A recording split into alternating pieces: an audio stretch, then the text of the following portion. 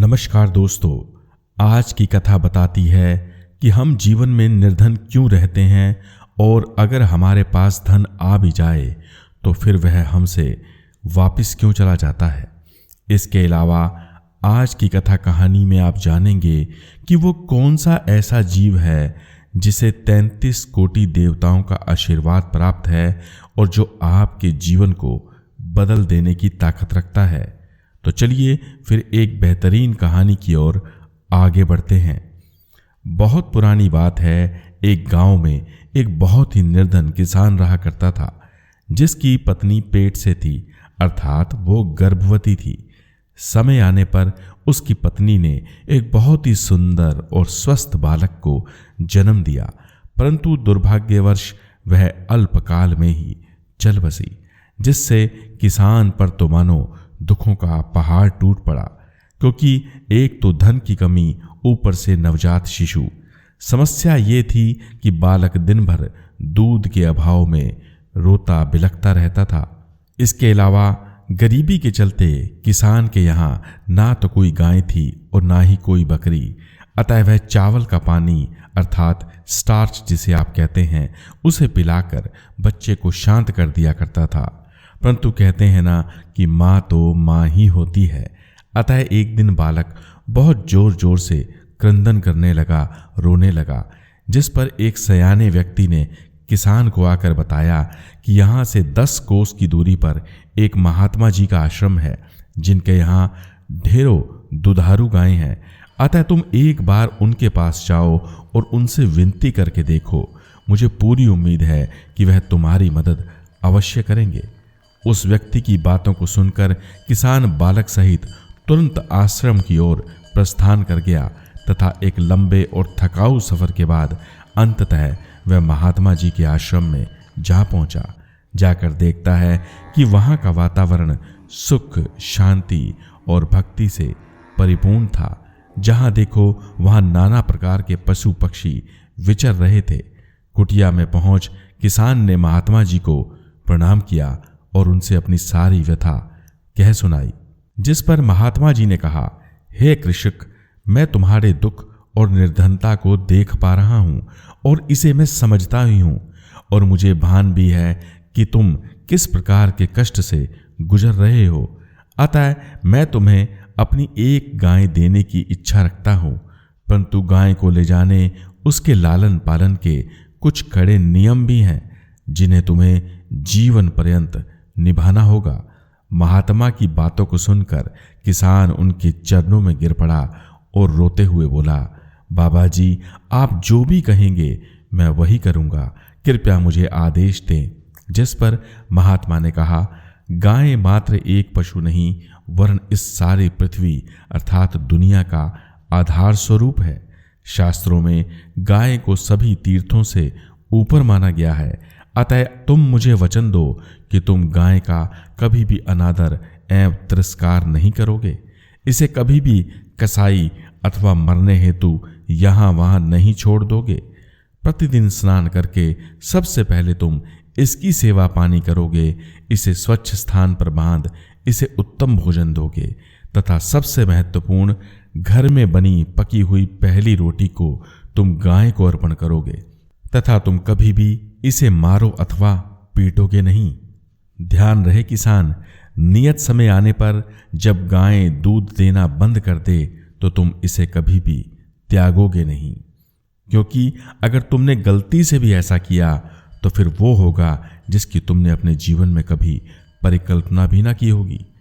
अतः हे कृषक, बोलो, क्या तुम मुझे वचन देते हो? जिस पर वचन दे किसान ने महात्मा जी से एक सुंदर गाय को प्राप्त किया और हंसी खुशी अपने गांव को लौट आया। गाय के घर में चरण क्या पड़े, किसान का तो मानो सारा जीवन ही बदल गया, क्योंकि गाय की मौजूदगी से अब उसके घर में दूध, दही और घी की कोई कमी ना थी। परिणाम स्वरूप उसका बालक सुख से पलने और बढ़ने लगा। अब तो किसान की खेती भी उसे ढेरों लाभ देने लगी थी। तो इस तरह अब किसान प्रतिदिन जल्दी उठकर सबसे पहले गाय की सेवा करता, उसे नहलाता धुलाता और शुद्ध चारा देकर उसे घर की बनी हुई पहली रोटी को अर्पण करता। इसके बाद वह उसका दूध निकालकर अपने बच्चे को पिलाता। दूध इतना था कि किसान को वह दूध गांव में बेचना पड़ता था। तो इस तरह अब वह दिन दोगुनी तो रात चौगुनी तरक्की करने लगा। उसका अब एक आलीशान घर बन चला था, जिसमें ढेरों नौकर चाकर थे जो उसकी खेती और पशुपालन में हमेशा मदद किया करते थे। तो इस तरह अपने सुकर्मों और गौ माता की कृपा से किसान नगर का सबसे अमीर व्यक्ति बन गया, अर्थात वह नगर सेठ बन गया। परंतु उसने गौ की सेवा करना कभी नहीं त्यागा और वह निरंतर उस प्रक्रिया को दोहराता रहा। तो दोस्तों, इस प्रकार अब किसान से बने सेठ का जीवन धन से परिपूर्ण और समस्त सुखों से लबरेज था। एक दिन की बात है, गाय ने दूध नहीं दिया। किसान को लगा शायद आज गाय दूध नहीं छोड़ना चाहती। अगले दिन भी यही हुआ। इसके बाद 7 दिन तक लगातार यूं ही चलता रहा, क्योंकि नियति अनुसार अब गाय ने दूध देना बंद जो कर दिया था। अतः पहले पहल तो किसान गाय की सेवा के लिए तबेले में आता रहा, परंतु धीरे धीरे उसका वहां आना छूट गया, अर्थात उसका मोह शायद अब गाय से खत्म हो चुका था। कहावत है ना कि जब मालिक ही परवाह न करे तो फिर नौकरों को भी क्या कहना। तो सभी ने गाय को राम भरोसे छोड़ उसकी सेवा करना बंद कर दिया, जिससे ना तो गाय को समय पर चारा मिलता और ना ही उसे कोई स्नान इत्यादि कराता था। यहाँ तक कि नौकरों ने गाय का गोबर और अन्य गंदगी को भी उठाना वहां से बंद कर दिया था, जिससे गाय का तबेला और गाय एकदम मलिन और गंदे रहने लगे थे। चारा पानी ना मिलने से गाय सूख कर हड्डियों का ढांचा बनती जा रही थी। तो इस प्रकार किसान की बेरुखी और बद इंतजामी के चलते गाय अब तबाह होने को थी। ना जानी एक दिन कैसे किसान यूं ही घूमता फिरता उस गाय के तबेले तक आ पहुंचा, जहां फैली गंदगी और बदबू ने उसका ध्यान अपनी ओर आकर्षित किया, जिसे देखकर वह बुरी तरह से भन्ना उठा। अतः उसने आव देखा न ताव, क्रोध में आ खूंटे से बधी गाय को खोल डाला और उसे तुरंत ही जंगल में छोड़ आया। कहते हैं समस्त जीवों में भाव और संवेदनाएं तो अवश्य होती हैं। अतः किसान के दुर्व्यवहार को देखकर गाय लगभग रोने लगी, परंतु किसान पर इसका तनिक भी प्रभाव न पड़ा और वह कसाई की तरह व्यवहार करते हुए उसे निर्जन जंगल में छोड़ आया।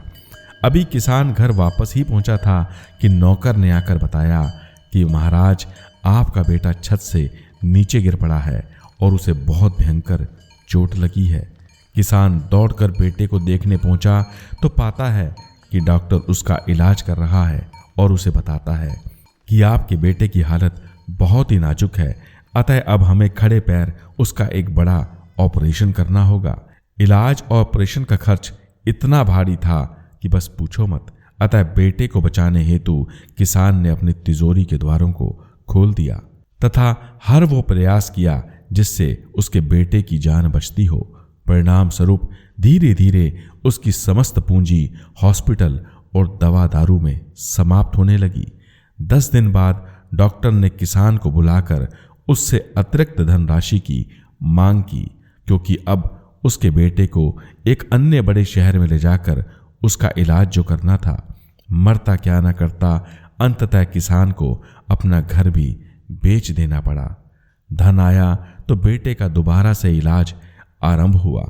परेशानी और कष्टों से घरा किसान बैठे बैठे ये सोचने लगा कि हो ना हो ये उस गाय का ही श्राप है और महात्मा को दिए गए जो भी वचन को मैंने तोड़ा है उसकी मुझे और मेरे परिवार को सजा मिल रही है। यही सोचते सोचते वह फूट फूट कर रोने लगा। कहते हैं भगवान सदैव इंसान के पश्चाताप और पाखंड में भेद कर लेते हैं। अतः किसान के दर्द और सच्चे आंसुओं को देखकर उन्होंने उसके बालक को ठीक कर दिया, जिसके बाद किसान अपने बच्चे को ले फटे हाल निर्धन अवस्था में पुनः अपने गांव को वापस लौट आया। यानी कि एक समय का नगर सेठ कहलाए जाने वाला बड़ा ही धनवान ऐश्वर्यवान और नौकरों चाकरों से परिपूर्ण किसान अब पुनः बहुत ही बुरी हालत में था। उसकी हालत बहुत ही दयनीय हो चुकी थी। चूंकि अब तो उसका घर भी ना था, अतः वह झोपड़ी बनाकर अपने पुत्र के साथ खेत में ही रहने लगा। आत्मग्लानि और लज्जा से भरा हुआ किसान एक ही बात दोहराता रहता था कि उसने बारंबार गौ माता का अपमान किया है, उन्हें कष्ट और दुख दिया है तथा स्वार्थ के चलते उसने गाय को जंगल में छोड़ दिया है। वह बहुत ही पापी और लालची है। तो दोस्तों, इस प्रकार अगले ही दिन किसान सब कुछ भूलकर सर्वप्रथम गाय को ढूंढने जंगल में जा पहुंचता है। ढेरों ढूंढने के बाद अंततः उसे गौ माता मिल ही जाती है, जिनके चरणों में गिरकर वह दहाड़े मारकर जोर जोर से रोने लगता है, विलाप करने लगता है और बारंबार गौ माता से माफी मांगता है। जिस पर गाय कहती है, हे एहसान फरामोश और लालची किसान, तुम पर धिक्कार है। लगता है तुम्हें अकल आ ही गई। अब जब अपनी पर पड़ी तो तुम्हें धर्म और पाप सब कुछ समझ आने लगा। हे किसान, तुमने जो भी पाप किया है ये उसी का कर्म फल है जो तुम्हारे सिर पर आज आन पड़ा है। मुझसे माफी और कुशलता चाहते हो तो मेरी इन 3 बातों को हमेशा ध्यान रखना, जिन्हें मैं तुम्हारे माध्यम से इस समस्त संसार को बताने जा रही हूं।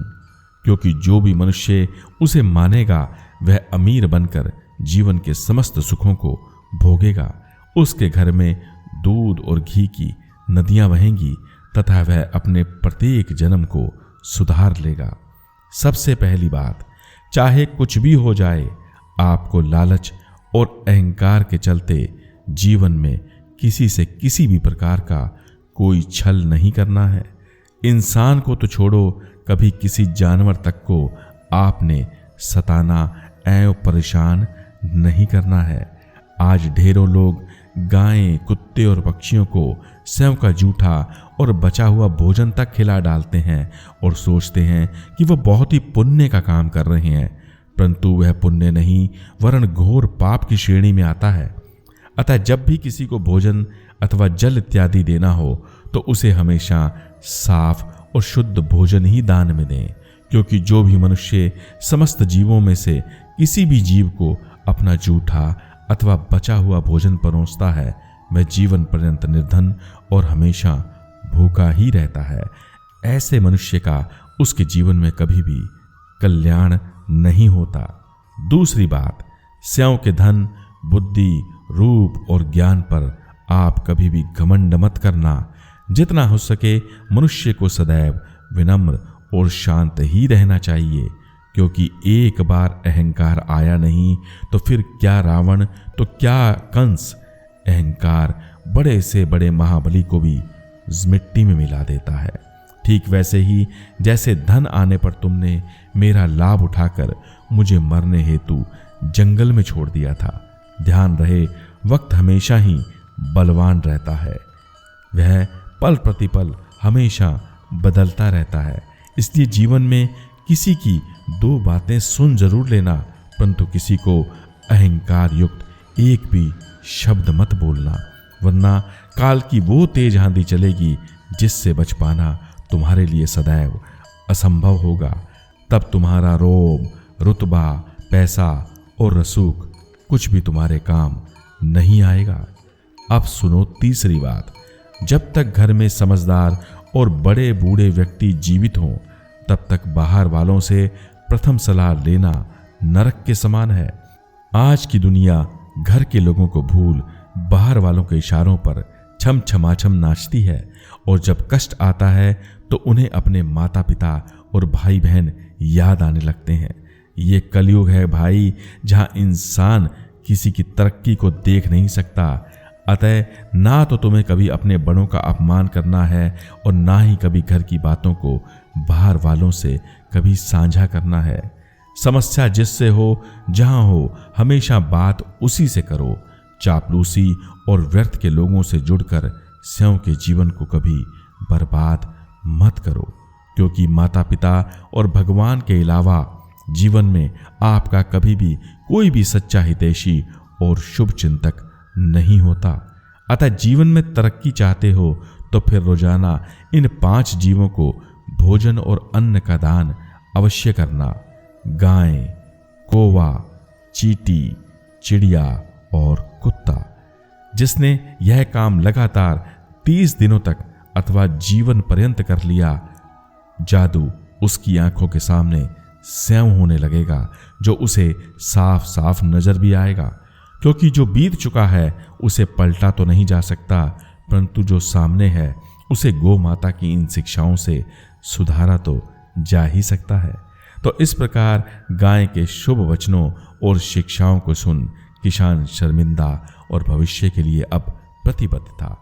किसान ने गाय से बारंबार माफी मांगी और गलती ना दोहराने का वचन दिया, जिसे देवतुल्य गौ माता ने अंततः मान ही लिया और परिणाम स्वरूप वह गौ माता किसान की झोपड़ी में वापस आ पहुंची।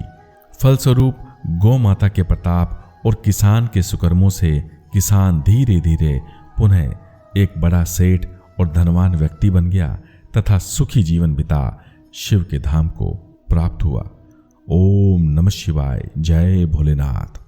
दोस्तों, आपको आज की यह प्रस्तुति कैसे लगी और आपने आज की वीडियो से क्या सीखा, कृपया कमेंट द्वारा हमसे साझा अवश्य करें तथा चैनल को सब्सक्राइब, वीडियो को लाइक और आगे अपने परिवार एवं मित्रजनों में शेयर करना ना भूलें। आपका कल्याण हो, यही मेरी देवों के देव श्री महादेव जी से सदैव प्रार्थना है। अंत में वही बात कहूँगा जो हमेशा कहता हूँ कि ओम नमः शिवाय। हर हर महादेव, हर हर महादेव, हर हर महादेव।